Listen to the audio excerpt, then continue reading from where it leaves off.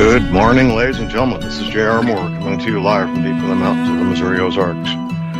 On Wednesday, the 7th day of February, year of our Lord 2018, welcome to the John Moore Show. Prepper tip of the day. I want to encourage all of you to remove the batteries from all your devices that need batteries when they're in storage. If you don't, well, I've been there, done that. You may be in for a very sad surprise, unhappy surprise, when you pick up that device that's been in storage for a year or 2 years, and you find that the device is either damaged or destroyed by leaking batteries. So your proper tip of the day is when you put devices in storage that use batteries, remove the batteries first. And that's your proper tip of the day. We have patiently in the green room, my friend Professor James McCanney. Professor McCanney is a credentialed astrophysicist. He's taught astrophysics at the university level at Cornell University. He's taught mathematics at Cornell University. He's an accomplished author, having authored 10 books with more on the way, amateur archaeologist, and radio talk show host. Good morning, Jim. Good morning, John. How's everybody today? Hello, Jim. Okay, Jim, we're on the air. Are you there, sir? Okay, we have a technical issue going on here. Our engineer says that he is connected. We can't hear Jim. Jim, if you can hear us, we cannot hear you, sir. We cannot hear you. So we need to do something about that. Yesterday, following my show, or maybe during the show, the United States Senate released a very, very important document. This memorandum, as it's being called, I believe is much more important, much more devastating to the Democrats and the Clinton campaign than the one that was released this past Friday. The prognostications I'm hearing from people are of using the strongest language possible as to how important this memorandum is. I hope, and I was talking to Tim Spencer about this last night, I hope that this will be what it takes to finally move forward, to get good investigators assigned to the matter, who will do the investigative work necessary. This would obviously be the FBI's job. Do what's necessary to prepare information for the Department of Justice to go after the Clinton campaign, to go after the Clinton Foundation, to go after the Democratic National Committee, who knew that they were putting a candidate on the national ballot who was not qualified to be president, all those things. That really, really needs to happen. Okay, I haven't gotten any notice yet that Professor McCanney's back with us, so we'll just continue here with open lines until Professor McCanney comes on board with us. Call number is 800-313-9443. I got a note here that there's some technical things going on Jim's end, but he'll hopefully get that squared away.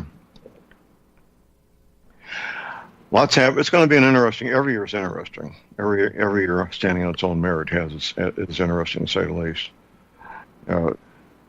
Carl Icahn, who developed a reputation for taking over companies and wiping out tens of thousands of jobs in his takeovers, he was saying on Drudge Report this morning that at some point in the future, it's here it is. Market will implode one day.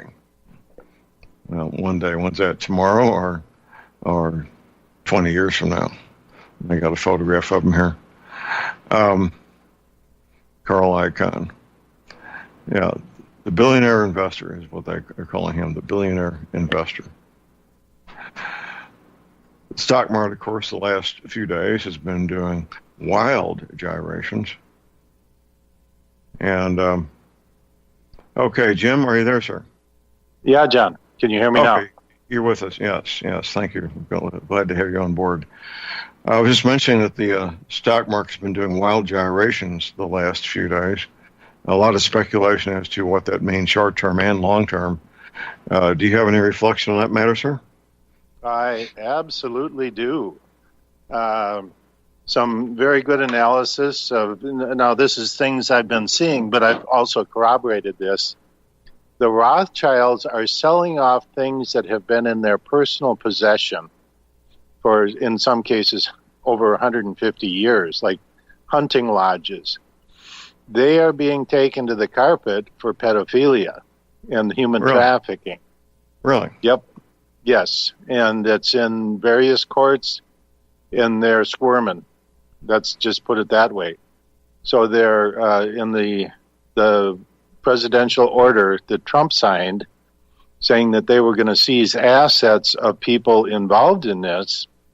You remember Eric Schmidt from Google resigned the next day, disappeared, but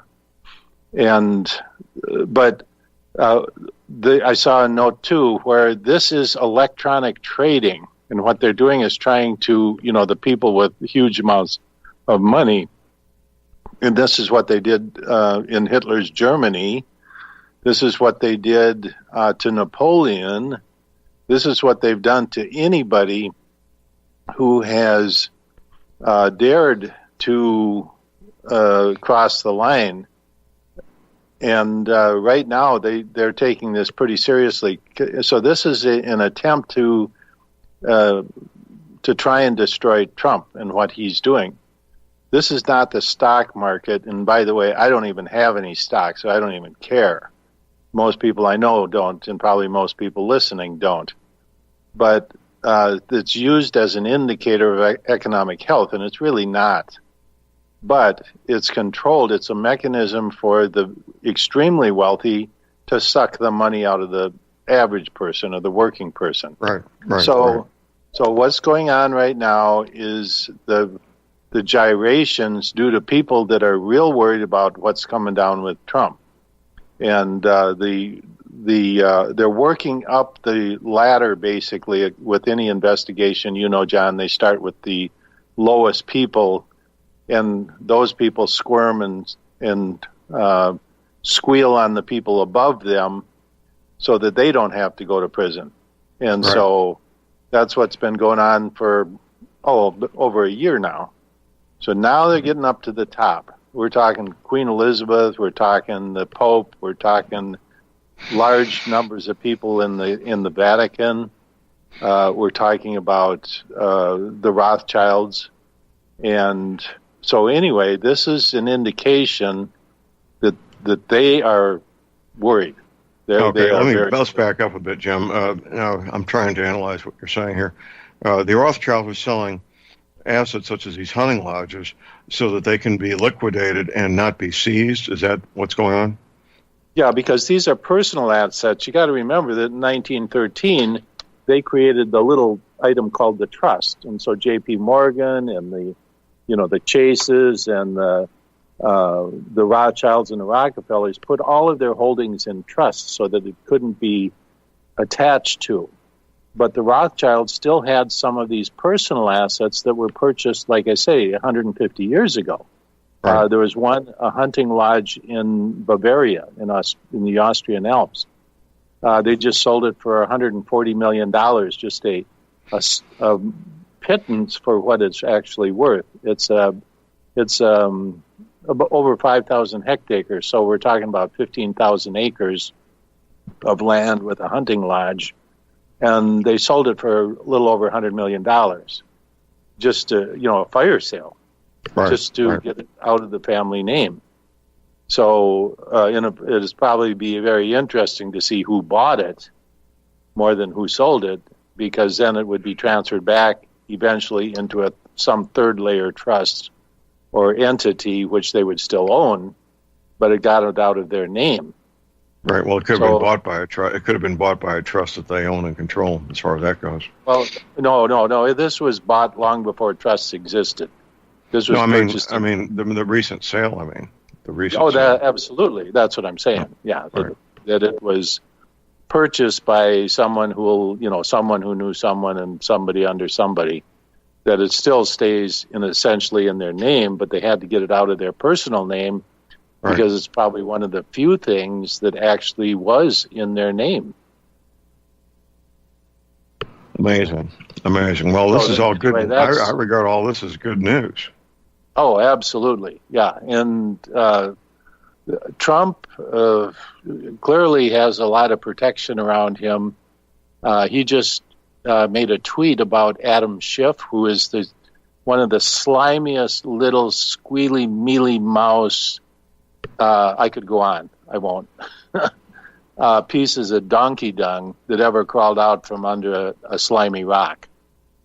And Trump just tweeted and said this guy is a liar, along with Comey and Brennan and the rest of them. But, the swamp is squirming because it's the base issue that's their downfall is the pedophilia issue and the human trafficking. So the stock market, getting back to the original question, is what's going on with the stock market is electronic selling, and to try and cause chaos in the market to make it look like something bad is going on. When the reality is the economy has never been any better. Right. Well, the majority of sales at the stock market routinely these days is done by computers buying and selling from other computers, and vast amounts of money are made because a trade is made a microsecond ahead of another trade. In fact, I don't know a whole lot about the stock market, but I did study up on this particular aspect of it.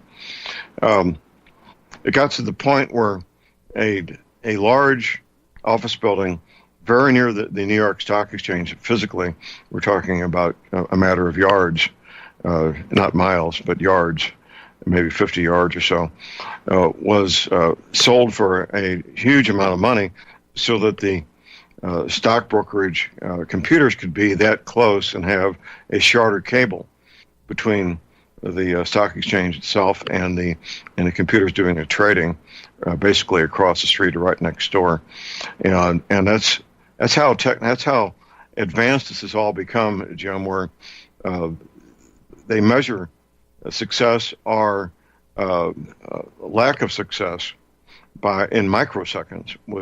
And if you can make a penny on 10,000 shares in a microsecond, you've made some money. And you do that thousands and thousands of times, trading these blocks of stock, and you make a penny here, a nickel there, a dollar there, and you're able to beat your competitors by literally a fraction of a second. You're making money, aren't you? Yeah, exactly. And, just a telephone conversation will be delayed by, not a noticeable amount, but a quarter of a second or an eighth of a second or something like that. And that is absolutely, it's the difference between getting there first. But a lot of those decisions are based on algorithms that are in a computer. That's right. And so it's not somebody sitting there, my client called me to sell. No, these are algorithms which optimize the purchase and selling of stocks. And, of course, the stock market was never meant to be that. The stock market was meant to be you put your money into a stock, you leave it there hoping because you trust in that company to grow and prosper. And it was never meant to be this short selling and long selling and quick selling, and this is absurd. So when somebody says the stock market is doing such and such, it's like it really has pretty much nothing to do with reality. That's right. It's a casino. It's a very, very sophisticated casino, is what it is. Where these I don't know if using Cray mainframe computers, but very fast computers and algorithms to make monies in ways that was never, ever anticipated or thought of when these markets were set up. Yeah, so anyway, I see things as really positive, but to take out the filth of the world that are really in the top positions, and when Trump gave his speech, State of the Union, what is it, a week ago now or whatever. It's very subtle, but in there he specifically relieved people of the threats and bribery and other things that were going on in Congress. He said, you're now free. And that's why people were standing up and clapping, and that's why there were some people sitting down. Because, the control of Congress has been just dominant for 30 years. Where these people go there, they're threatened, they're hauled in, and they're compromised to the point where, and so basically what he said is, you're free from all of this now. And that's why a lot of people were, rejoicing there. Well, it's about time. We're, the men I work with, like my friend Tim Spencer, we're really have our fingers crossed and hoping that this leads to what needs to happen, which is finding an orange jumpsuit big enough to fit around Hillary Clinton's very large body, and getting the indictments against the Clinton Foundation, the Democratic National Committee, Hussein Obama, which I would like to think it would go as far as indictment of the man who illegally, improperly ran for president in 2008, Hussein Obama. But going after Clinton Foundation, the uranium sale, the complicity of the Democratic Central Committee, when the Senate report was released yesterday, Jim, it became crystal clear, if it wasn't before, that the Russian collusion was with the Democrats, not with President Trump and his people, correct? Oh, yeah, absolutely. Yeah, there's no question about it. And Obama got briefings every day, which he passed directly to Hillary Clinton. Exactly. So it's all very clear. And so here's our break, Jim. Here's our break. Stay tuned, everybody. The call number is 800-313-9443.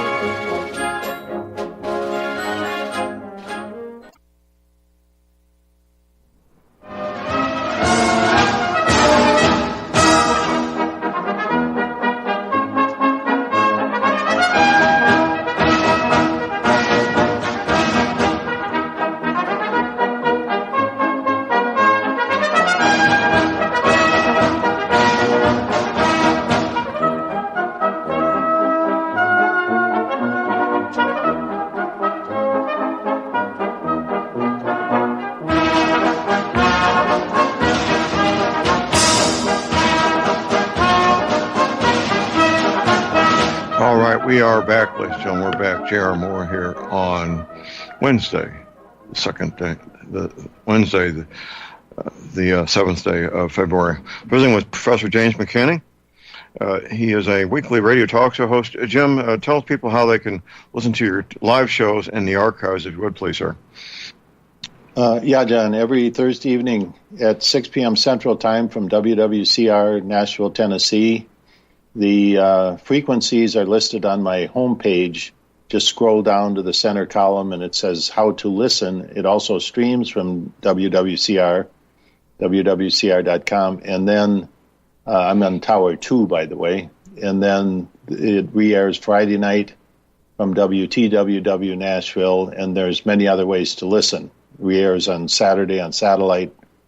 So then also my paidcast, which is a weekly science update on specific scientific topics, and that's $3.95 a month for a subscription, and all the information is on my webpage. All right. Any previews of what's going to be on your show, the next two shows? Yeah. The paidcast this week, I'm talking about food. It's an ongoing series dealing with energy, water, population, and food. And so this is the food section this week.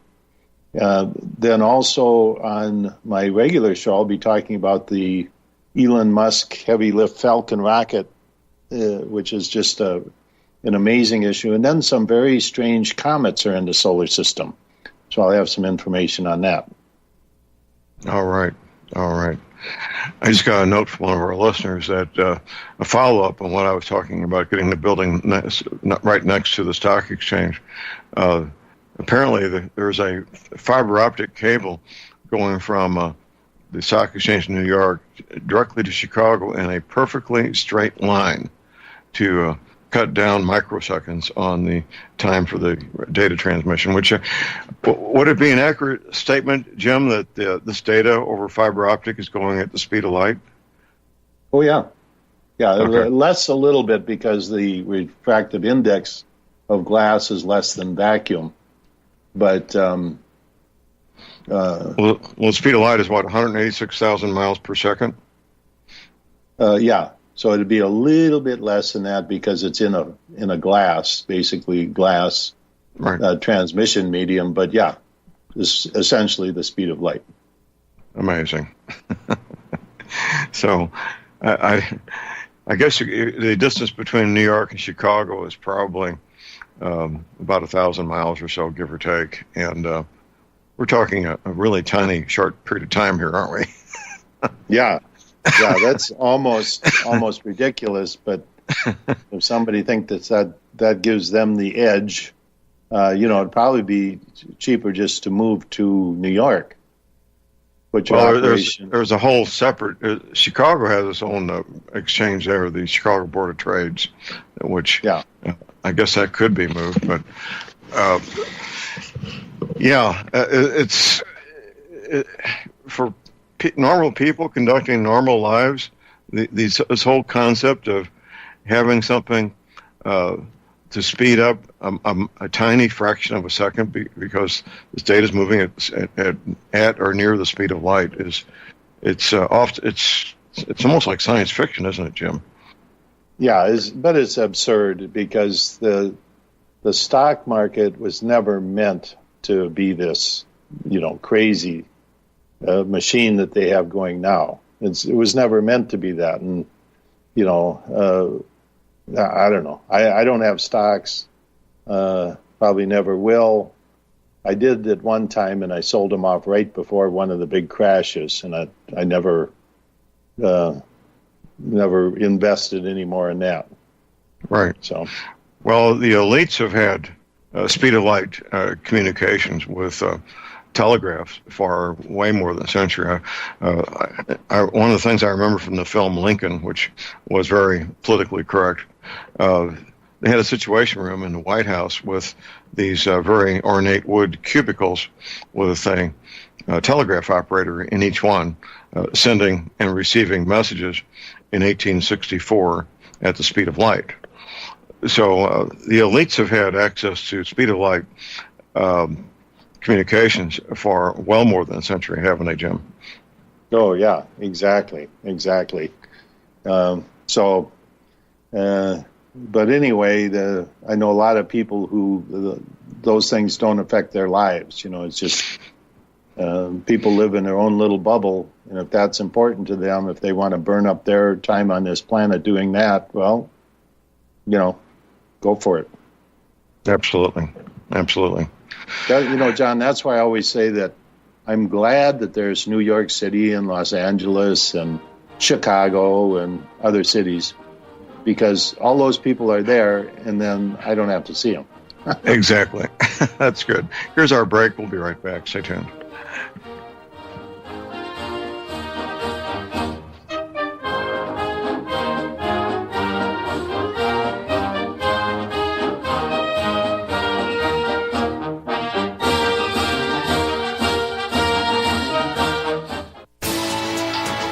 You are tuned in to the Republic Broadcasting Network.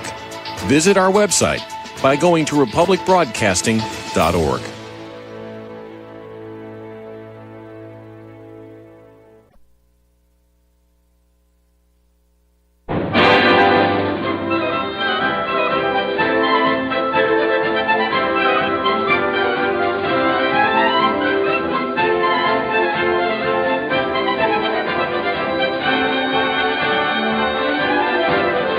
All right, we are back, ladies and gentlemen. We're back. J.R. Moore here on Wednesday, the 7th of February. My website is thelibertyman.com. That's thelibertyman.com. For those who don't know, we now have our first image of the year, this new year, of North America with new coastlines. It's on the hugely popular TV show in the late 1950s, Sea Hunt, starring Lloyd Bridges. Episode 22 which was released the 31st day of May 1959. It's a great image. If you find an image yourself, get that screen capture to me. You get your choice of any of my 5 DVDs as a thank you. It's a fun project, continues to move forward. Also, my website are energy cleaners. Energy cleaners are marvelous healing devices. I use mine every night. If you have arthritis pain, joint pain, back pain, it will most likely help. As of the first year, we're now offering a 90-day money-back guarantee. The mattress pads that go with them, they're in stock, ready for shipment, just like the energy cleaners. The prices vary, of course, by the size: twin, full, queen, king, California king, and, of course, the handy travel size. I'm shipping an energy cleaner and a pad to Australia today, as a matter of fact. I do take PayPal. You can order right at my website using PayPal, MasterCard, Visa. You can call my toll-free order line. You can mail me a check. My toll-free order line is 800-592-9543. I say again, 800-592-9543. Visiting with Professor James McCanney, his website's linked to my links page at thelibertyman.com. Our call number is 800-313-9443. And, Jim, we've got a caller on hold here. We've got Paul in New Jersey. Good morning, Paul. Good morning, gentlemen.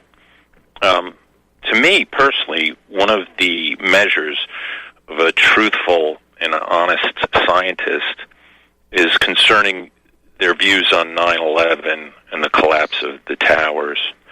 I believe that there's so many scientists who are absolutely cowards and who are promoting this view that the Twin Towers could have collapsed without, having them pre-rigged with explosives. And likewise for World Trade Center 7, which collapsed in the afternoon. I'd like to hear Professor McKinney's analysis on that, because when you watch the videos, there's no way that a building would collapse like smothering a cigarette in an ashtray. And I'm curious if he's ever followed the work of Mr. David Chandler, and these are videos you can see at YouTube, or Jonathan Cole, who actually set up experiments mimicking the collapse of the towers. And I'd like to hear his response offline. Okay, gentlemen? Okay, thank you. Thank you. Call, Paul. Go ahead, Jim. Well, just in retrospect, I was watching, I had a little white TV in my kitchen at the time, which I never turned on hardly. And that morning, for some reason, I thought, I'll just turn on the TV and see what's on. So I flipped it on, and there's Peter Jennings sitting in front of a big screen TV, and he's doing his commentary, and the one building's already smoking. And then he goes, "Oh, my goodness, another jet is coming in. Could it be headed for the second building? Oh, my goodness." And it crashes into the second building, and then after a while he goes, "I don't know how long these buildings can withstand this intense heat before they come down." It was so scripted. It was such bad acting. But then when they started coming down, I immediately knew that it was a setup. I mean, there was no question. Peter Jennings does the evening news. What's he doing at 9 in the morning in a studio in New York? So there was a complete setup, and then the wave of propaganda, almost like infomercials. America under attack, America under siege, America responds, and all of the patriotism that false, it just stunk all the way through, and then Building 7 going down. No, it was a completely rigged, predetermined setup from the get-go. Absolutely. I got to follow up on that, Jim. there is a group of architects and engineers who have come together. They have a website, of course. It's called Science of 9/11. So far, they have 2,964 engineers and architects who've signed into this group. Their website is ae911truth.org. That's Alpha Echo 911truth.org. And you don't have to be a scientist or an engineer or architect to sign the petition. They've got a total of 22,000 plus people who signed their petition. But if you are an architect or if you are an engineer, you can sign as an architect or an engineer.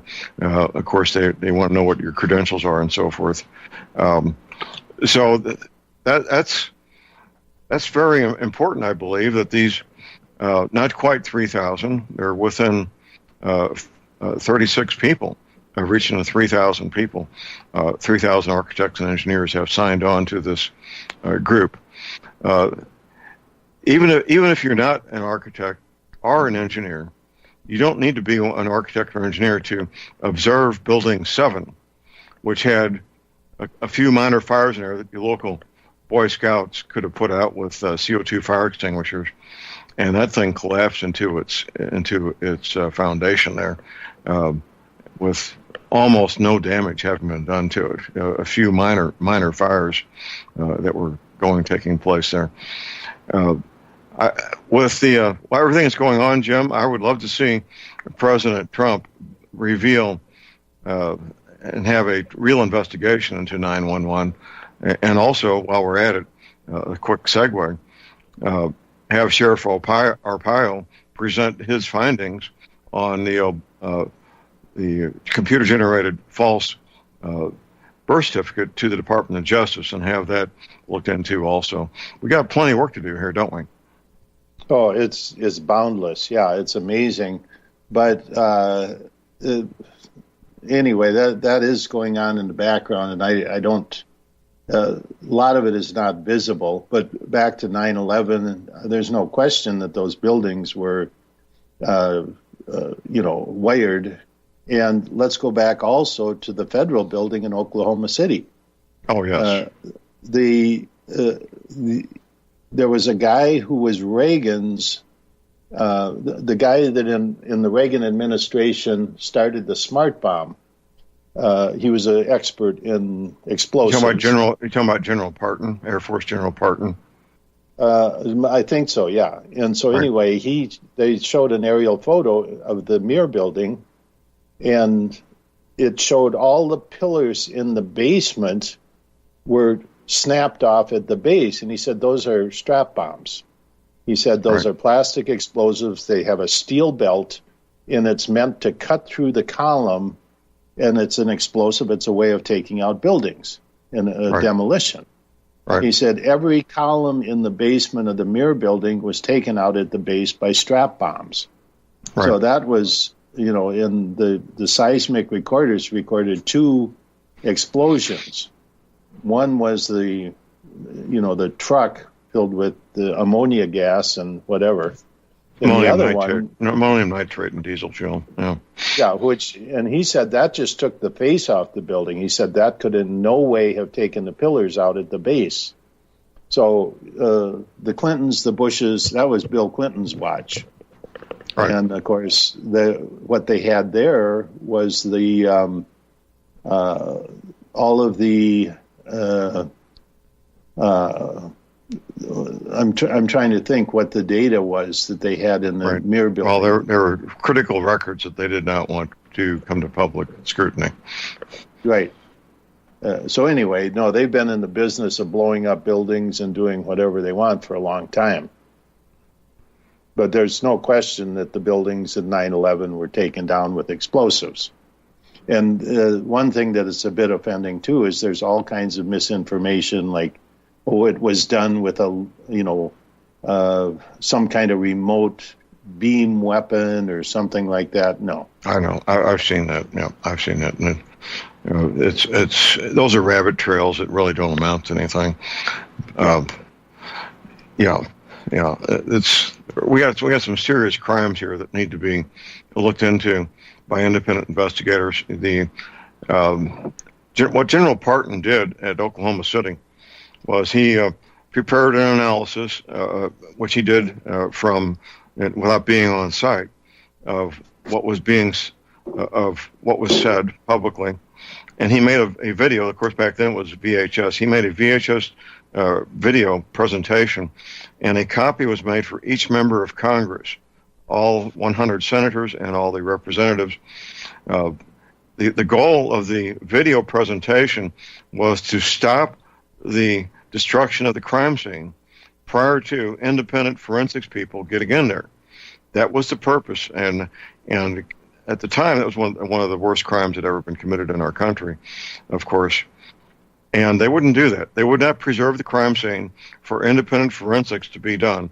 In fact, today, on the 7th day of February, 2018, Jim, if you were to go to the landfill where all that debris is, you'll find guards there right now, right today. You'll find a fence and guards around that debris that's in the landfill. Do you want to know why? Because you would find explosives in the debris. You could go there a century from now and still find the forensic evidence of what really brought down that building. It will still be there. That's why it's under guard, 24 hours a day, 7 days a week. Well, and the same thing happened with the New York, the towers, the Twin Towers. Exactly. They had the trucks loaded up with that debris on its way to landfills and on its way to China with the steel within days. Yep.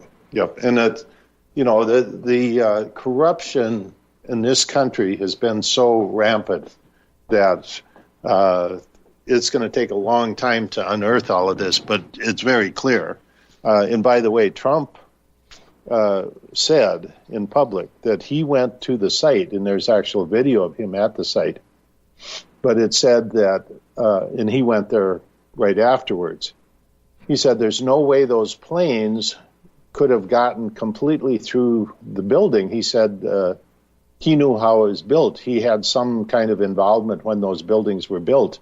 And he said it was a different kind of a structure where the steel beams were on the outside, and then they built the building inside of those steel beams. Right. And he said there's no way a plane could just penetrate that and not have something slide off the outside. You know, how these magically just went all the way through these steel girders. So there was, certainly something amiss there also.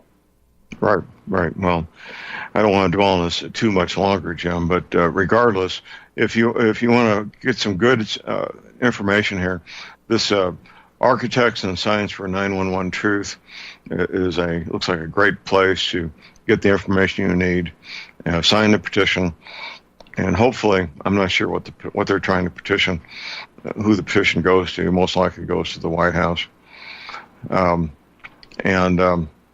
View petition text. Here we go. On behalf of, and it doesn't say who it goes to here. Well, the Department of Justice or the President would be the two entities that I would look to make this appeal to on this petition. Well, moving on from there, Jim. Another follow-up is that it just shows how deep, the Justice Department, the court system, the presidential office, the Congress, how controlled that was, that you could have an event like that, which is beyond question an inside job, and, with thousands of people killed, and there's no repercussions of any kind for anybody. It's just written off. It's just written off as still a bunch of terrorists with box cutters. And now we're still all paying the price for going through X-ray machines and unless you're a Muslim woman wearing a burqa, then you don't get checked out. Unreal. Anyway, petition goes to members of the House of Representatives and the United States Senate. That's who the petition is going to. Well, it's a sad day when the worst, most horrendous crime in the history of our country doesn't get a proper investigation, and the truth is covered up. It is truly a crime in and of itself, the cover-up. Yeah. Speaking of crimes, I wanted to segue a little bit. There is something that's just starting to surface, and it has to do with General Electric and Siemens primarily, but other companies that sell the three-blade wind generators, bribing officials in Germany. And this is under investigation now. And the reason it's under investigation is because these things don't work. The Germans paid tremendous amounts of money to install a wind base for so-called alternative energy, which they desperately needed because they shut down their nuclear reactors after Fukushima. And so anyway, GE, Siemens, and other major corporations that sell the three-blade wind generators paid and bribed their way into Germany to get big contracts, and that's coming to light now. And the kickback is that Siemens, GE stock just went down into the basement, and that's why, because they're expecting a huge lawsuit settlement against General Electric for bribery, international monopoly, just the list goes on, and plus selling a product that doesn't work. Well, Siemens is a German company, I believe. Yeah, headquarters in Munich, Germany. Well, I know the family of one of their former governors of Missouri, they've got the concession for the three-blade monstrosities in Missouri, and they get their check in the mail every month. Jim, we got a caller on hold here. We got Clint in Texas. Good morning, Clint. Good morning. I wanted to bring up one other thing that I hadn't heard discussed yet this morning, and that is that all of the buildings, Building 1, 2, and 7 that were destroyed that day, all of them were loaded with asbestos. And Silverstein, when he bought those buildings, he was talking about how expensive it's going to be to manually go in there and take out all the asbestos that was covering all of the structural components of those towers. And he said, well, why can't I just implode them, collapse them right in their own footprint? And then New York City said, well, all that dust would be a problem for everybody there breathing the air. Yeah, well, and a pretty large radius. Yeah. You want to hold on through the break here, Clint? Sure. Okay, here's our last break. Stay tuned.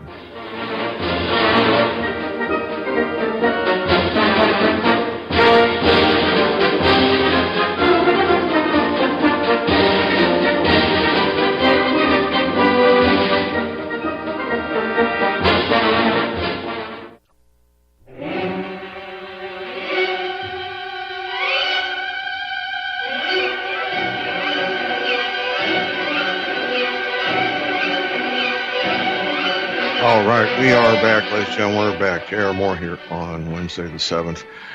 Clint, we need to wrap up your comments. We got one more call. We're almost out of time. Yeah, well, all I wanted to say is that that whole thing that occurred on September 11th there in New York did not happen the way we all thought it did, and because I was really shocked at what I have found out over the years, just more and more stuff. And well, you can go look. You can go look at the meetings that Silverstein had with the people there in New York City about imploding the buildings and just bringing them down in their own footprint, because it would have been cheaper to just rebuild the whole building than it would be to clean out all of the asbestos that was in the structures. Exactly. So, Clint, we appreciate the call. Thank you, sir. All right. Our last caller this hour will be Fred in Wisconsin. We need to make it quick, Fred. Almost out of time. Yes, sir. Ryan's belt. How far does it begin off the Earth's surface, and does it go out past the moon? What is it? What are you talking about? Ryan's belt. How far is it beginning off the Earth's surface, and how does it go past the moon? The Ryan's belt? Yeah, the radioactive belt you talked about. Oh, the Van Allen belts? Oh, I'm sorry. I had the wrong name. Go ahead. Oh, okay. Yeah, the first one begins about 500 miles up, and then they extend out. They vary. They vary in density and in size. There are two counter-rotating belts. One is electrons, the other is protons, and they're basically trapped in Earth's magnetic field, orbiting the Earth's in the magnetic field. It's the magnetic force that keeps them in these orbits. So they're like donut-shaped rings around Earth. And no, they don't go to the moon. They're very localized around Earth.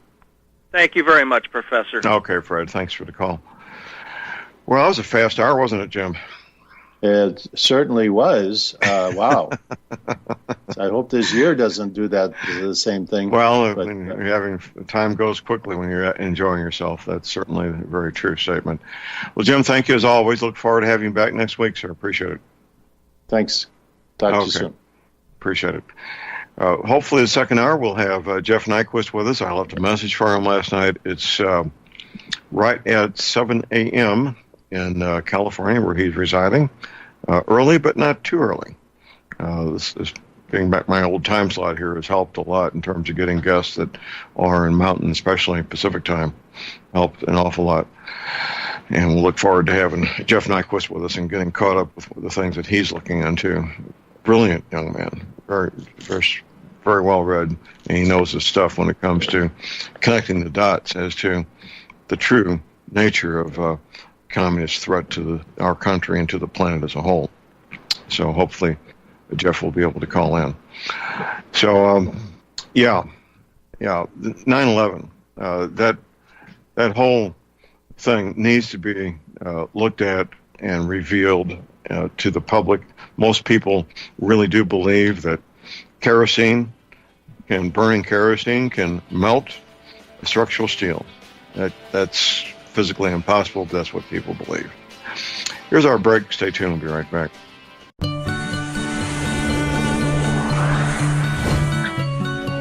All right, we're back, ladies and gentlemen. J.R. Moore here, our second hour on Wednesday, the 7th of February. Prepper tip of the day. I want to encourage all of you to be sure your devices that use batteries, when you put them in a storage, that you remove the batteries.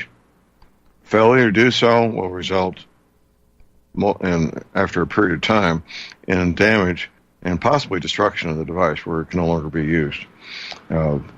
I've had that happen to me personally, and I'm urging you to make sure it doesn't happen to you.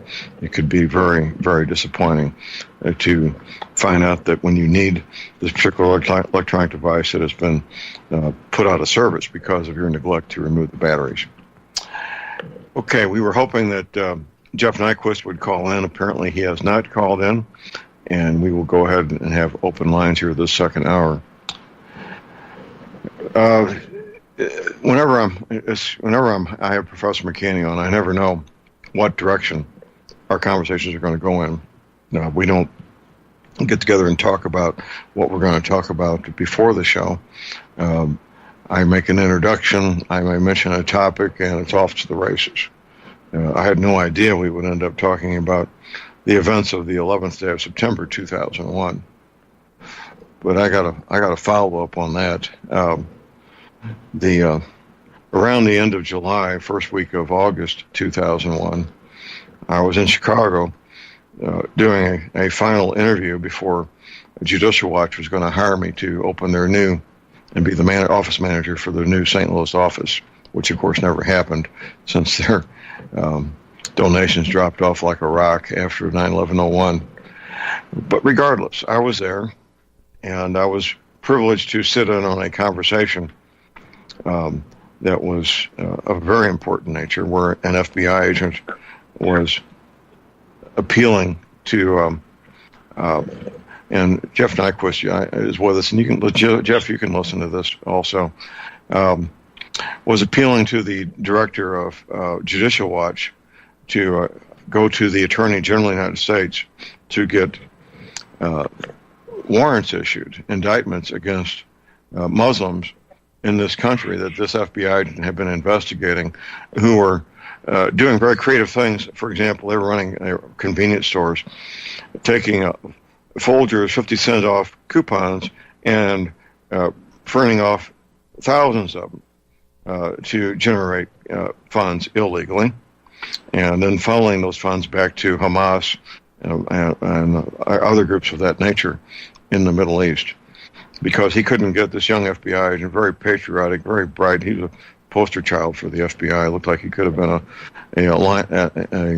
college linebacker, and he couldn't get indictments out of the Department of Justice, and that's what we were trying to accomplish there.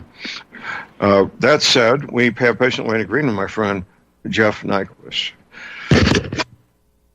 Jeff is a gentleman who's made it his passion, his lifelong pursuit, to inform all of us about the true nature of the international communist conspiracy. Morning, Jeff. Good morning, John. Well, it's good to have you with us, sir. Where it's 0700 in California, isn't it? Yes, it is.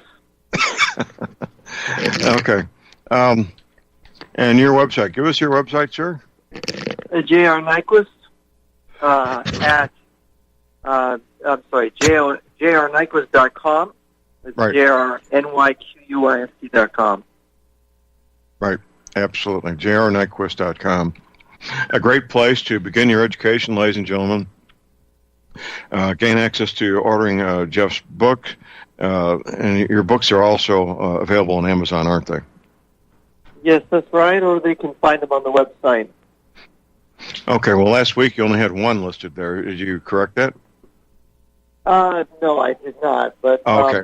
So that's the only one that I sell. The other ones you buy at Amazon, and they pay me royalties. So the only one you can't get on Amazon, brand new. Okay. So. All right. Well, Jeff, your analysis is what drew me to you. It's been many years ago. You were doing a regular column on the WorldNet Daily, is where I first ran across your work. And when I first read the first 2 or 3 articles, I thought, man, this guy knows his stuff, because I knew enough about communism from my own independent studies to know that when I found somebody who knows more than I do, that I cherish that. And you've been at this a long time, haven't you, sir? Yeah, more than 30 years. But I tell you, reading books or even investigating and talking to people, I think that it's important to understand that every war is kind of like a game. It's like a duel between two sides. And in this case, it's a duel over the survival of society. Communists want to change our society. And on this playing field, it's not tanks and weapons and missiles, though those are there too. It's about schools and boards of supervisors meetings. It's about, the Congress and president. It's about the laws, things that get put into the laws. It's about healthcare and science, like the weather. You can't even talk about the weather now. The weather used to be a safe topic. Now the weather is political. They invade every area and make it a battleground. And that's what a lot of people don't understand about communism. Right. Well, they keep who they are secret. They keep their ultimate agenda secret. And the issues you just mentioned, all those issues, appear to be, to the uninitiated, they appear to be standalone, freestanding issues which have no connection to each other whatsoever. And that's by design also, isn't it? Well, secrecy. I'm glad you mentioned secrecy, because that's what people have a hard time understanding about communism. There are people who are secretive, because if you're a member of a formerly persecuted group, then if people knew what you were doing, they would come after you. You pretend to be progressive, liberal, whatever, and you learn to use other causes, environmentalism, climate change, healthcare. You use those as fronts behind the scenes, and so that you can do your work. And it's sort of like a giant flanking action against civilization. I like that. If that makes sense, yeah. Yeah, well, it is. It is a flanking action against civilization, against normal Western civilization. Yeah, absolutely. Well, these matters are quickly coming to a head. I assume you're aware of the report that came from the United States Senate yesterday, sir, aren't you? Yeah. The Senate memo, you mean? The Senate memo. Yeah. If there was any doubt with what came out this past Friday, what came out yesterday proves conclusively that the real Russian collusion was between the Democrats and the Clintons and the Obama with the Russians, not Donald Trump, correct? Yes, that is correct. It's very important, in warfare, there's a maneuver called diversion, a diversionary attack. You could say that the attack on Donald Trump, having a Russian connection, is a perfect diversionary attack. It diverts Donald Trump from his agenda. It diverts him to defending against an attack that isn't even serious because there's nothing there. He's not colluding with the Russians. He's not a communist. He doesn't have this background here. All these Democrats act as though Donald Trump has to be investigated. This is serious national security. And the thing is that, Bill Clinton, he went to Moscow after working for a Soviet-connected peace group in 1969. He was behind the Iron Curtain, and he never accounted for what he was doing there in the middle of winter. Certainly, Right. You don't go to Moscow after Christmas as part of a tourist package. So, and then he was never investigated. His wife, I understand, Hillary Clinton, has taken secret trips to Cuba, communist Cuba, when it's illegal for Americans to travel there. In those days it was. Right. And then we have Barack Obama, who was mentored by a Communist Party member, Frank Marshall Davis. So they're not investigated for ties to Russia. Davis's FBI file says that they suspected him of being a KGB agent. We have a president mentored by a possible KGB agent. No investigation there. No, Donald Trump took a trip to Moscow, and he's now a suspect. So Right. where is this, this fake dossier? But there's real stories about those people's connections with That's right. communism. That's right. Well, with the Senate memo that came out yesterday, Jeff, I'm looking for some very dramatic things to be taking place very soon. I can't say when, but very soon. This can't be allowed to stand without moving forward. I don't believe on the part of the Donald Trump, his people, and the people at the Department of Justice. What do you think? Well, I'd like to know what they know. That is what our leaders know. I'd like to know, there's an interesting thing. This is where Russia's pretending to be non-communist really is paying off for them, because people aren't drawing the necessary conclusions about which side is colluding and what the game is really all about. And this ability that they have to play dialectical games, maybe the listeners won't understand what they mean, but the Russians believe, Napoleon once said that the way you win a battle is that you change the vector of your attack in the middle of the battle. And this catches the enemy off guard.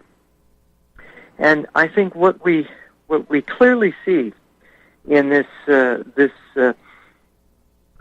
event now is they, by claiming that Vladimir Putin is a Christian, this former KGB officer and Communist Party member is a Christian, and that he is a nationalist.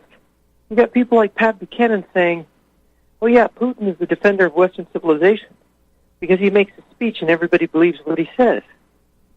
And so this throws everything off, and therefore you see Donald Trump is a nationalist, and so Putin's a nationalist, so they're in bed together. And this is a deception this is an attempt to build a structure around which this particular diversionary attack can be successful.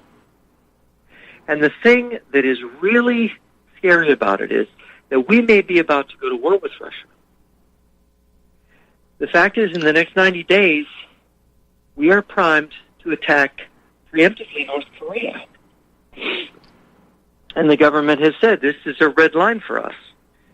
Do not build nuclear weapons. Do not build ICBMs that can reach the United States. North Koreans did it. North Koreans broke all their promises not to build nuclear weapons they made in the 90s. And now they've got ICBMs. What do we do? And the Russians and Chinese have been feeding them. The Russians and Chinese have been giving them this capability.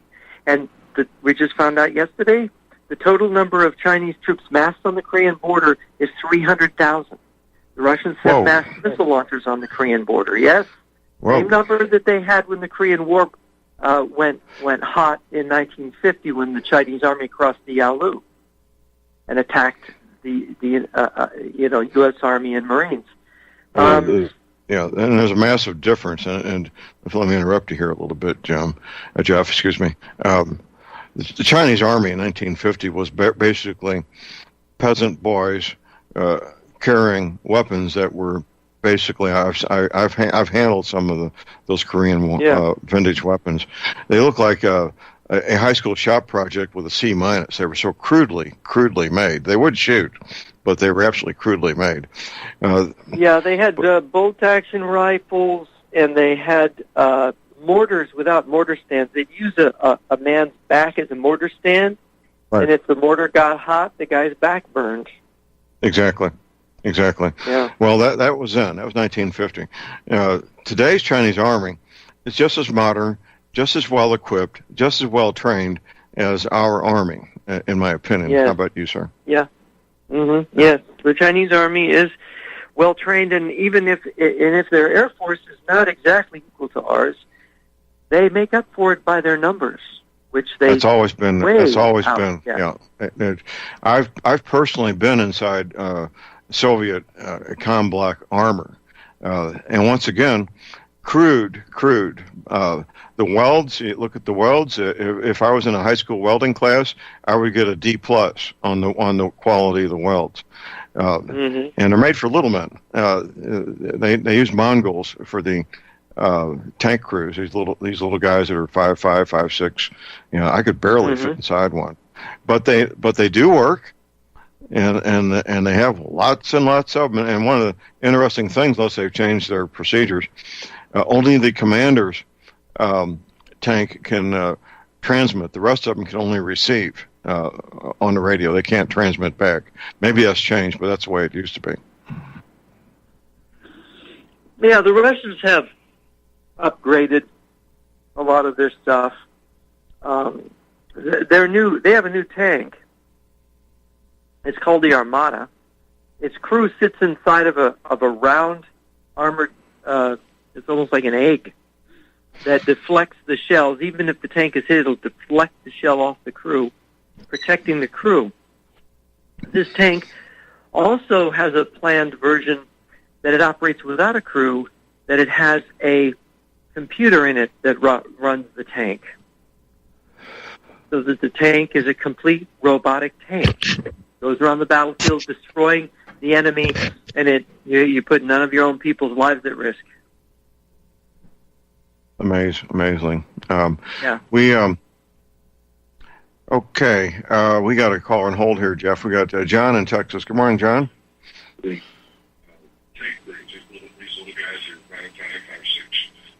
John in Texas. Are you there, sir?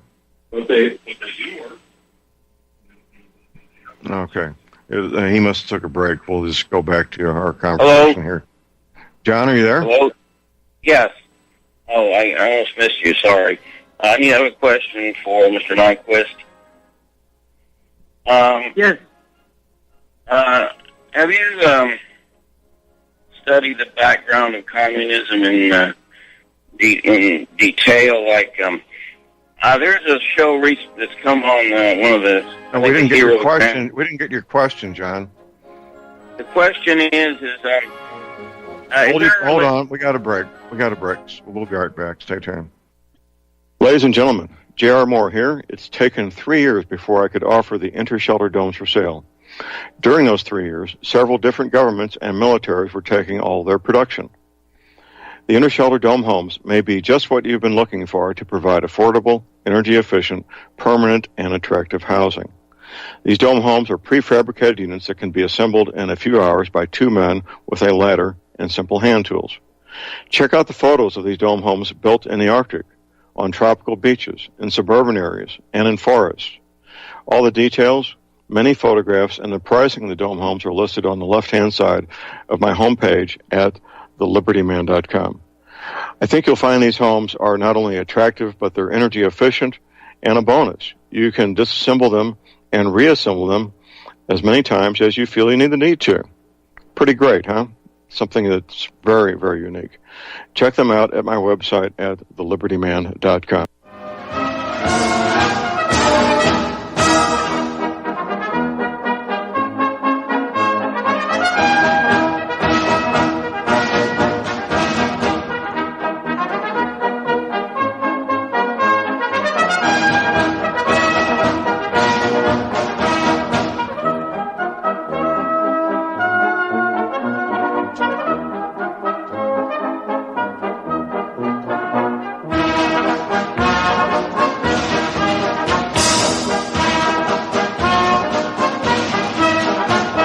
We are back, ladies and gentlemen. J.R. Moore here on Wednesday, the 7th of February. At Dallas Conference, if you want a discount, sign up at my website. Just click on the banner. You can get a discount for being there in person or the video presentation. Okay, let's get back. What is your question, John? We didn't get it the first time.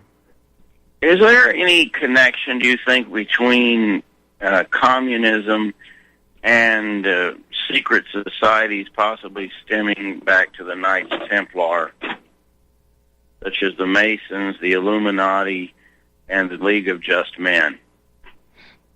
Okay, Jeff, go ahead. There is the connection is of course some of these groups were communist in their philosophy, but and of course everybody who has similar ideas influences each other. But communism, as in Marxism-Leninism, is its own thing, its own movement. And as Lenin said in What Is to Be Done, we are forming a conspiratorial political party. And that's what the communist parties are in every country where it exists. It's a conspiratorial communist party. Could I also ask a second question? Go ahead. What is, do you give any weight to the idea that it has been claimed that Barack Obama, his real father, was Frank Marshall Davis, a communist operative from Chicago who went to Hawaii, and is supposedly he was illegitimately conceived between his mother, Ann Dunham, and Frank Marshall Davis by an affair they had. It's possible. I know there's a documentary film on it. It's definitely possible. We don't know for sure. Yeah. Okay. What are the implications of that? Well, the important thing is that Frank Marshall Davis, whether he was Obama's father or not, was his mentor, his political teacher. And Frank Marshall Davis was a Marxist, so that when Obama shows up at Occidental here in California, he is a communist. He is participating in communist groups. He's going to Marxist scholarship conferences after he's graduated from college, so that he was profoundly influenced by Frank Marshall Davis's communism. So it is significant. You know, Frank Marshall Davis's role in Obama's life is highly significant. Mm-hmm. John, thank you for your call. Do you have one more follow-up question? We need to move along here, unless you do. It has been suggested by some that communism is not really is touted to be a a movement on behalf of the poor and the humble was in fact a disguised power grab of the rich and the arrogant. That's what Gary Allen said in his book, None Dare Call It Conspiracy. In fact, it is a front. Is it a front for the elite, or possibly people connected with high-level secret societies such as the Round Table Group and Freemasonry? No, it's not. No, it's not. That is a misconception. Gary Allen was under the influence of Robert Welch, who had this idea. I think if you really study it, you find that this is a mistaken idea. Communism is its own movement. Marxism, Leninism. Stalin was not a front for anybody else. Lenin was not a front for anybody else. These guys were profoundly egotistical. Their followers were their followers. They weren't the followers of some banker. If the leaders in capitalism collaborate with communism, not because they control it, but because they think they can make a deal, and that's what bankers do. They loan money. That's what capitalists do. They make deals. Right. And as Lenin said, the capitalists will sell us the rope with which we hang them. That's right. And he didn't say that because he was working for them. He said that because he knew that they were weak. Capitalists are not hardened revolutionaries. They're not men of violence. Okay. Mm-hmm. John, thank you for your call, John. We do appreciate it. Don't be a stranger. Okay. Jeff, that's very insightful, because there's many people in the patriot community who are absolutely convinced that the communists and the secret societies are in league with each other. Mm-hmm.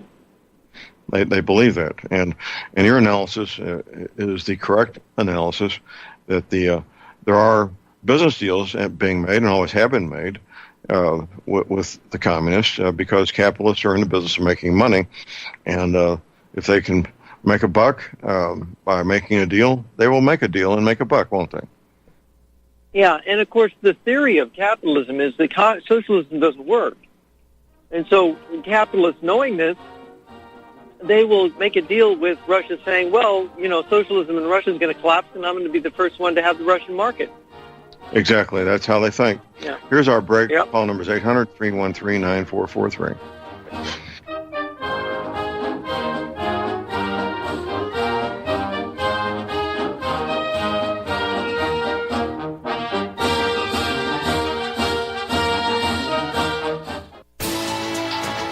You are tuned in to the Republic Broadcasting Network. Visit our website by going to republicbroadcasting.org.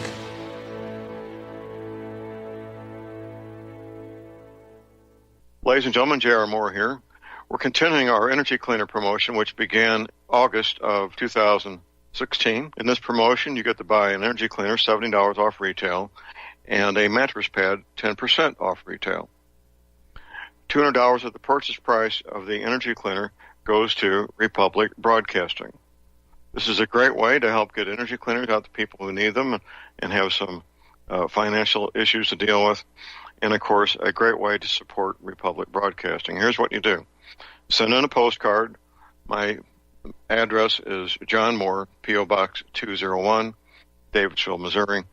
We pick a postcard every 2 weeks. If your postcard is drawn, you get the chance to buy the energy cleaner, $70 off retail, and 10% off the mattress pads. Put your name and your address, your telephone number, and your email address on the postcard, and we wish you the best of luck. Thank you.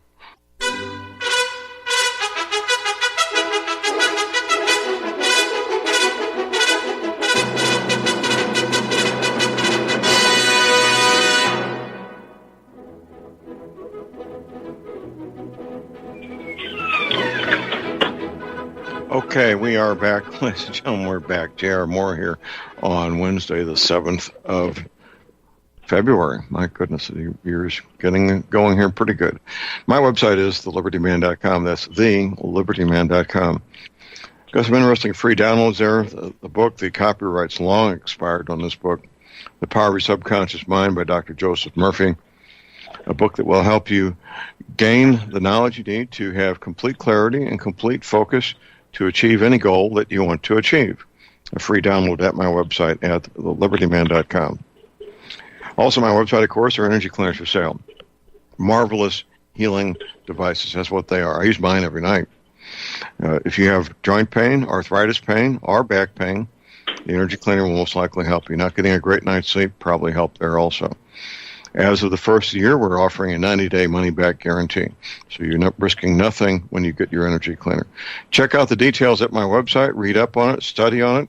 And go ahead and get your energy cleaner. You can order the energy cleaner and the mattress pad to go with it right there at my website using PayPal, the most secure way to make any payment online, MasterCard, Visa. When you send me a check, my address is there also. I have a toll-free order line 24 hours a day. Here it is, 800-592-9543. I say again, 800-592-9543. Visiting with Jeff Nyquist. His website is jrnyquist.com, which is linked on my links page. Jeff, you got any interesting new project to tell us about? Well, yeah, I've been reading Fire and Fury, which is the book by Michael Wolff, and analyzing it and looking at the news and this whole breaking thing in Washington. It's interesting. The thing that fascinates me is the claim that's being made that President Donald Trump is illiterate, he's senile, he's dumb, but I think he's dumb like a fox. I'm starting to, as I go through the book, I'm realizing that Trump basically fooled Michael Wolff, and I believe he did it on purpose. Very interesting. It is. It is. Yeah. There's a longtime businessman and friend of Trump's that's quoted in the book. Michael Wolff interviewed him, and he said, not only is Trump crazy, but he's stupid. Now, what longtime business partner or friend of someone is going to tell a journalist that his longtime best friend is crazy and stupid? I mean, the journalist has to be crazy and stupid to be spoofed by that. Right. Yeah, that's pretty off the charts crazy. Right. What's interesting is Trump beats everybody. There was a interview that Trump's sister gave. She's an appellate court judge. And before the election, they asked her, she said, what do you think of your brother running for president? And she said, oh, he's going to win. And then they asked her, what do you mean he's going to win? The Billy Bush tape and all that. She goes, I stopped playing games with my brother a long time ago because I learned he always wins. I like that. You see, if somebody always wins, they're outsmarting you. That's right. But the thing is, he plays dumb so good. He makes these gaffes. Oh, yeah. A lot of these gaffes, I realized reading this book, they're on purpose. Yep. He says these things. He provokes them into thinking, he's an idiot, we have to do something, and then he just sucks them in, and then bang. It's amazing to watch. Well, here's, I don't know this, but I'm going to expand on what you just said here. I believe that the way things are done in a lot of places is they'll have a group of men and women. They may call it a focus group. They may not even have a name for it. But at some point in the day, maybe first thing in the morning, maybe down in the White House kitchen, he'll have coffee with some of his advisors, maybe around 7 a.m. or so, and say, well, what can we put on Twitter today that will distract them from what we're doing the rest of the day? Disassembling the Obama administration piece by piece, executive order by executive order. So somebody says, oh, how about we do some tweets on football players kneeling on the football field? That'll distract the media while we quietly go about the business here the rest of the day, taking apart the Obama administration another day this week. What do you think, Jeff? Absolutely. Okay. I think that he does that. I think that there's a number of tricks that he does. One part of this rope-a-dope, and that's a good example of diversion. One trick of this rope-a-dope is, when the Billy Bush tape happened during the election, and he took a pounding. He didn't say a thing. He just took this giant pounding day after day. He's dead. He's going to lose the election. Then he goes into the debate with Hillary Clinton. They say, oh, this is going to be, Hillary Clinton's going to wipe the floor with him. He comes in. He's aggressive. He pounds her on her criminality. Says he's going to send her to jail. Just beats her. And it's like, wait a minute, where have we seen this before? What, the Muhammad Ali Foreman fight, right? Right. This guy, his wife is wearing a pink dress, sending a signal. Then what does he do? He gets all of the women that accused Clinton of raping them or having affairs with them and threatening them, and he brings them out in the panel and says, now maybe I talked like I was in the locker room, but this guy, this is how he acts. And here's all the women. Right. It's brilliant. Yeah. It's brilliant. Yeah, it is. It is brilliant. The guy, I mean, this isn't stupidity. This guy's not stupid. And how he's stuck in the press, you know, the whole thing about he's senile, which is in the book. You can tell the whole press, they're reading Michael Wolff's book and they're going, oh my gosh, the president, he's suffering from Alzheimer's. He can't remember, he can't think.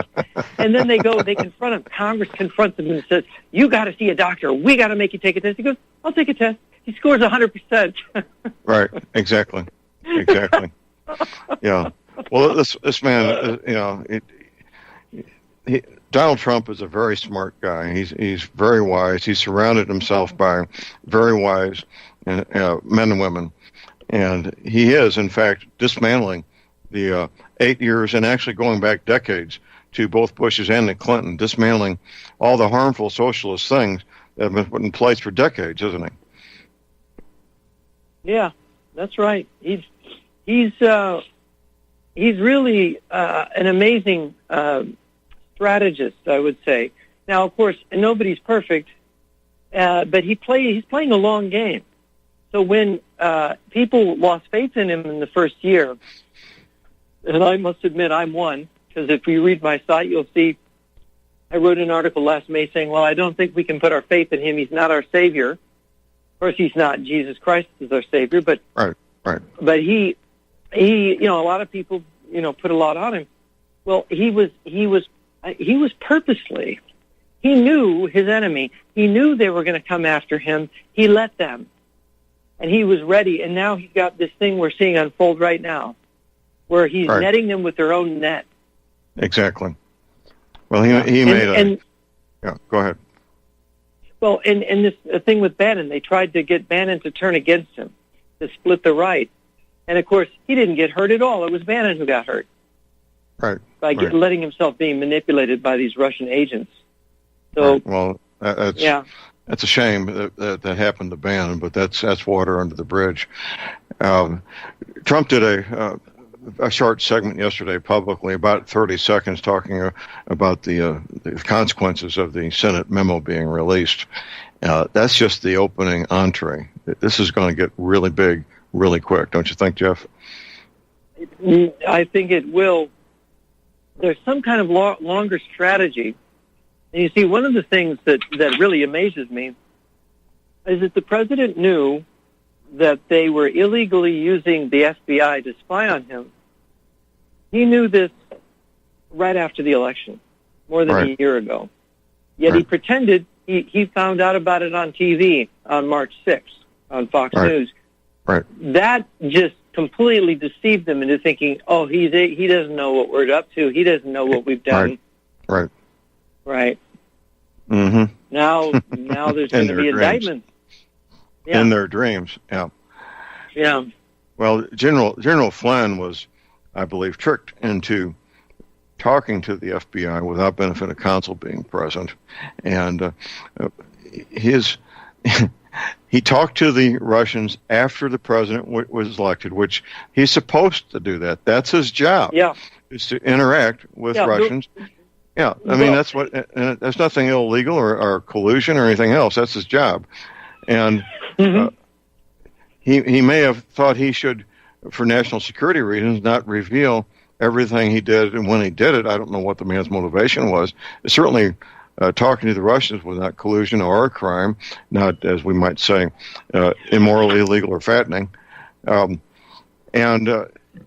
If he was tricked into talking to the FBI without benefit of counsel, otherwise none of this would have went down. And all that, talking to Flynn in the first place was based on a mountain of lies and information that came from Russia in the first place, right? Well, yeah. Well, the thing is that he talked to the Russian ambassador. Well, the Russian ambassador is here to talk to Americans. That's why he's called an ambassador. Right. I mean, It really but it's funny. Trump decided to retreat and accept defeats on this false basis so that he could hammer them later and show how fake the whole thing is. It was strategic. Most likely, General Flynn knew what was going on and why. It was a matter of strategy and tactics, I believe. And General Flynn will be exonerated when this is all over, I believe. I suspect so. Yeah, I do suspect so. He needs to be. He's an honorable man. He was doing what he thought was in the best interest of the country. He is an honorable man, and the whole thing was based on fraud and deception, in my opinion. Well, it's interesting. If you read General Flynn's book, Field of Fight, I think is the title, he says in there that among the various radical Muslim extremist groups, he names Russia, China, Nicaragua, Cuba, North Korea, Venezuela, etc., as enemies of the United States. He names Russia among them, and all of these existing communist countries. So Flynn was not naive about who the enemy was, and Flynn, by the way, of all the strategic advisors to President Trump, he was the one closest to Trump, who Trump liked the best, who Trump appreciated his advice. So for those of us that know who the real enemy is, we just nod our head and go, okay, Mr. Trump, then if he got along with Flynn, then he knows who the enemy is too, if he saw eye to eye with him. Exactly. He knows. Yeah. He knows, obviously. And he will do what he needs to do. Yeah. Absolutely. You got a question or comment, give us a call here at 800-313-9443. Americans need to understand the big picture, and they don't, do they, Jeff? Well, no. That's because it's pretty complicated, and it's hard to follow. And it's complicated, and it's concealed by design. It's meant to be complicated. It's meant to be concealed. And the communists have allies, some of whom are knowing and willing accomplices, others who are just naively, unknowingly going along with the program. They're not aware of who they really are serving, but they all work hand in hand together to accomplish common goals, don't they? Oh yeah. And the key thing is that lying and deception is a big part of it, so that people don't realize what they're getting themselves into. And that's a very important part of it. You can't, to get patriotic people to do the wrong thing, you try to dress it up as patriotism. This is what these Democrats, Nancy Pelosi is the furthest to the left of anybody in Congress. She's the leader of the minority party, and she's basically claiming that Trump needs to be investigated, he's in bed with the Russians, and that Devin Nunes is broken House rules and has done something unethical, and that if Paul Ryan doesn't fire Devin Nunes as the chairman of the Intelligence Committee, then Paul Ryan is maybe a traitor and in collusion. Right. This is the kind of response that you get from the Democratic side. Up until yesterday morning, that had some limited chance of success. But as of yesterday morning, that whole dialogue just absolutely collapsed, didn't it? Yeah, it did. They're having one leg at a time, yanked out from under them, and it's interesting where this is going to lead. I don't know how it is that somebody like Comey, who last June testified before Congress that the Steele memo, which alleged Russian blackmail on President Trump, right. He said is that that dossier was salacious and unverified, and yet we now find out they got a FISA warrant, to spy on Trump's associates using that salacious and unverified information. Exactly. How is that? Well, if Comey was testifying under oath, he wanted to make sure he didn't go to jail. Well, felony will put you in jail as fast as anything. Yeah. Because there you are, you lied. Yeah. Yeah. So he wanted to tell the truth under oath, and it was very revealing at the time, and it just got kind of past most of us, didn't it? Mm-hmm. Mm-hmm. Yeah. The nuances here. I mean, this is for the public. This is difficult to follow because it's legal. There's some technical aspect to it, but just to understand that basically, the Democratic Party paid a former British spy to get false information from Russia implicating the president, and then they presented that before the FBI. This is paid for by a political party, and they brought it before the FBI, knowing that it was sourced from a political motivation of a Democratic Party and a British spy who hated Trump. And they put it before a FISA court, and they didn't tell the whole truth about where it came from, who paid for it, and what its validity was. And this is, I mean, I don't know how many felonies there are there, but there's ethical breaches. We'll just stack them up there and start issuing, stack up those felonies and start issuing warrants is what needs to happen, isn't it? Yeah, because you cannot spy on Americans without a legal valid reason. And when you go to a court to get authorization to spy on Americans because there's a crime going on, you have to have probable cause, and you can't lie about that probable cause. If you go before a court and you don't tell the truth, the whole truth, and nothing but the truth about the information you're using to get that warrant, then you are breaking the law. Absolutely. We got a break. We'll be right back. Stay tuned, everybody.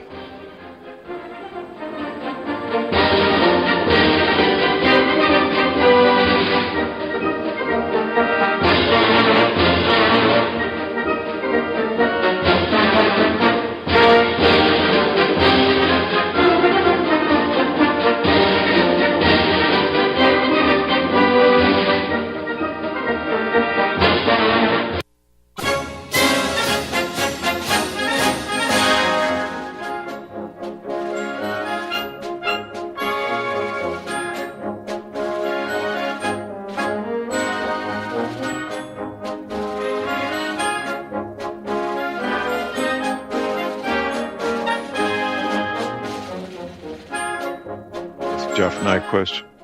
His website's jrnyquist.com. Link to my links page at libertyman.com. Jeff, we got about 3.5 minutes here, sir. Oh, all right. Well, it's exciting times to be alive, and there's reasons to look up. It's been, we've had some grim news over the last 20 years with the Clintons and Obama and the prospect of another Clinton administration. But we've got reasons to be grateful and thankful to God. Absolutely, we do. Absolutely, we do. And that's where the glory should go, is to God. And we need to be praying every day for our president, praying for our republic, don't we, Jeff? Yes, we do. It's a tough battle. The communists are very much entrenched in the federal government, in the education system. They are, who knows where they are in the intelligence and military communities, and we have to pray that these elements can be found and neutralized so that our security is not compromised and we're not destroyed, frankly, in a war that could erupt this spring. I agree, absolutely. Well, we're getting the word out here to the best of our ability, and we'll keep doing this every Wednesday, assuming I can get you up out of bed at 0700, and get a cup of coffee in your hands and get you on the air here with us. So it's gonna be fun working with you, Jeff, as these weeks turn into months, getting the word out here, educating people, getting them to your website, getting them to buy your book, all these things, so we can spread the word and we can make our republic stronger, Jeff. Yes, absolutely, John. That sounds perfect. Okay, great. Well, I don't want to be cut off by the music. I want to thank you for being with us, and we look forward to having you back next Wednesday at 0700 Pacific time. All right, that sounds good, John. Take care. Okay, we'll thank see you next sir. week. Appreciate it. Bye-bye. All right, that was another quick hour. This country needs more people like Jeff Nyquist. He has made it his passion, his quest to educate himself about all the nuances of international communism, all these seemingly unrelated matters are actually connected. All the things that we're talking about. And you need to understand these things too, so that when you're out and about living your life and you are at a school board meeting or you're at a town hall meeting or a meeting of your city council, whatever it might be, county commissioners, that if there is in fact a communist or more than one communist there, especially if you live in California, that you'll recognize Marxism when it rears its ugly head. They won't say they're Marxists, they'll say they're progressives. That's what they'll call themselves. Now, I'm not going to say all progressives are Marxists, but I will say it's a convenient cover for Marxists to call themselves progressives. I'm sure there's Marxists calling themselves Republicans, too. Of course there are. But we need to be aware of these things so that when we hear and see what they're doing, we recognize the Marxism when it's there in front of us. That's it for the day. Get medical supplies, energy, cleaning, or essential oils now while you can.